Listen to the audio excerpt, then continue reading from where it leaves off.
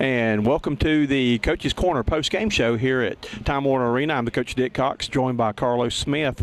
Well, the Charlotte Hornets got a huge gorilla, King Kong, off their back tonight, snapping a 16-game losing streak against the dreaded Miami Heat. And on the positive side, for the first time this year, got off to a good start and did not have to play catch-up the whole way. Yes, sir, they sure did. And I think the biggest key to me was just establishing the inside paint, just feeding Big Al in the paint. He was pretty much unstoppable for the night, played solid defense, but just feeding him and letting him get some easy points made it a lot easier for the guys around him. Again, the Hornets' game plan was to go big. The Miami Heat does not have a power game inside, do not have a true power big man in the paint to match up with Al Jefferson. So they were wanting to try to take the ball inside, and Al Jefferson finishes with a double-double with 28 points tonight and also double-figure rebounds, though. And again, they were able to establish Al early, and that's the first time this year that they've been able to really get him involved in the game early. Yeah, now I think that's going to be a key for him going on in the season. Just you got to get some easy shots. That way it makes it a lot easier for the other guys around him, and that's something Miami struggled with even with LeBron. They had to play small ball because they didn't have a big man in the paint, and so it caused a lot of problems for them. And Big Al, that's a big guy, just feed him the ball and he'll make it easy for everybody else. I'm going to tell you somebody who's really come on the last two ball games, and that's Cody Zeller.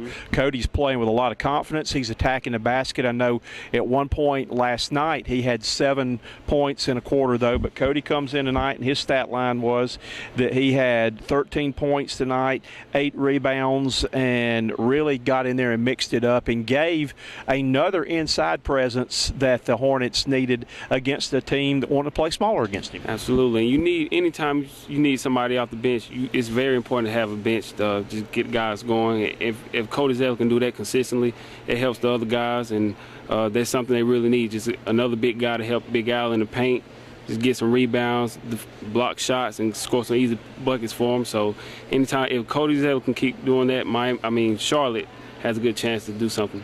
The big two, I'm used to saying the big three, but now the big two with the Miami Heat did have a good game tonight. That Dwayne Wade finished with 25 points, but he is still the king of flop. I have never seen a player flop. I think he's part amphibious. He's part fish there, because every time he took a shot and missed a shot, he falls down. And unfortunately, he's too old to get those calls anymore, refs. You know, he's past his prime, though, but he did step up and have 25 points tonight. And give Chris Bosh credit. Chris Bosh has been the man this year for them. He was kind of a lost figure on that team. Really didn't figure in. I didn't think a whole lot what was going on with them, but he had 23 points, 13 rebounds, and again was the man they looked to go to with that soft outside touch. And he's the leader of that team now. Yeah, I believe he is, absolutely. At this stage of Dwayne Wade's career, I believe right now he'll probably be the second option on the team. Chris Bosh is the first option for those guys. But Dwayne Wade's still a really good player. You know, like you said, he still flopped a good bit. But I think a lot of that goes to just reputation and being a superstar, getting superstar calls. But Dwayne Wade's a really good player. But right now, this team probably goes Chris Bosh to take him. I'm going to tell you a big difference tonight, too, was the Hornets got 32 points off the bench. Great play off the bench this year, and that's something in past years. I can remember several years ago they had no bench at all, but they have a strong bench now. And looking down the stats on the bench, P.J. Harrison came in, got extended playing time tonight. He played 16 minutes, had 7 points. Cody Zeller with 13 points, Gary Neal with 4 points, Brian Roberts with 4 points, and let's see who else I left out on that. And Jason Maxiell, who I think has given them a quality big man. No knock on Bismack Biyombo, but this guy is an experienced veteran that knows how to score. He knows how to use that big body in there and can do a lot of the things that Biz just was not getting as an NBA player. Maxiell, I think, has been a steal for them. He's never going to show up big in the box scores or anything like that, though, but he's a minute eater to take Al out. I call him Little Al, even though he's 260. Little Al and Big Al, but when Little Al comes in there, he can buy you some time to give Big Al a break. Absolutely. And anytime he comes in and gives you some buckets, that helps out a lot, and along with other guys on the bench. It's very important to have a bench because it's a long season, so the starters are not always going to have a perfect night, so you need guys to come in and give them a boost coming off the bench, just like the Spurs.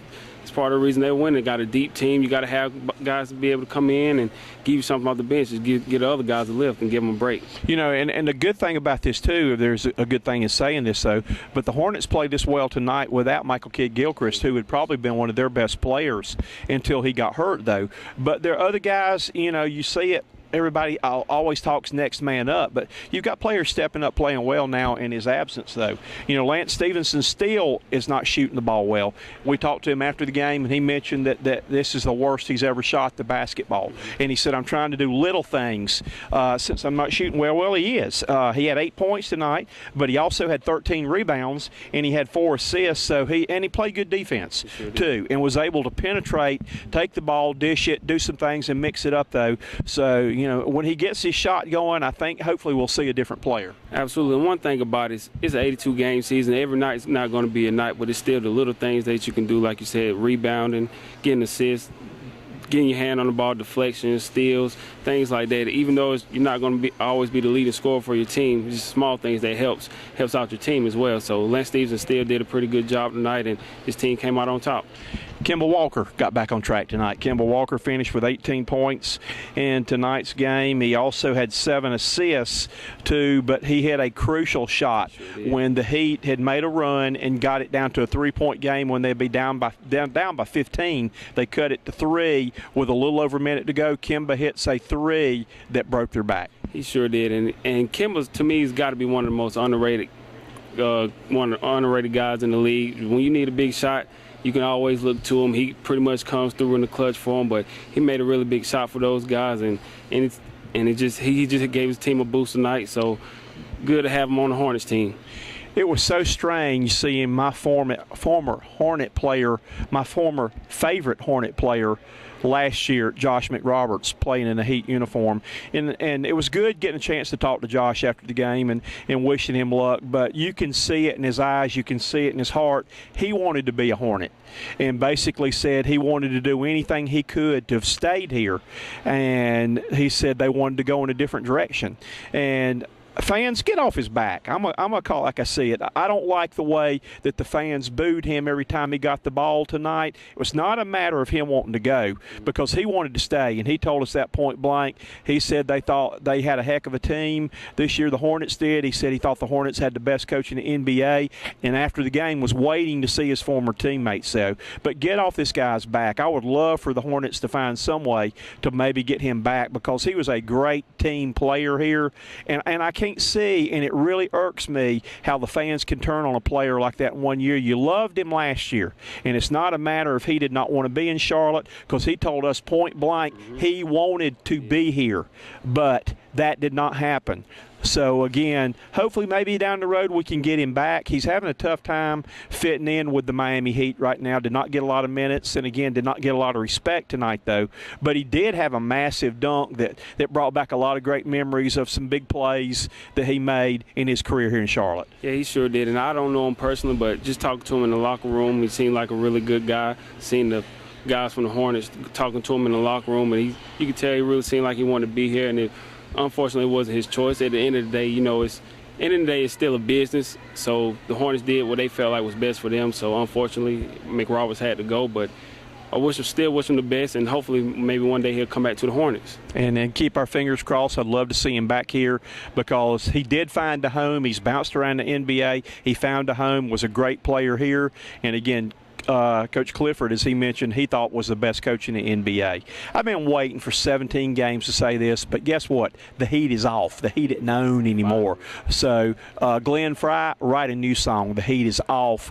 The Bobcats, who are now the Hornets, snapped that string tonight with an impressive win tonight, 96-89. The Heat fall 2 in a row now. They fall to 3-2. The Hornets back to 2-3. They'll be home Friday night taking on the Atlanta Hawks.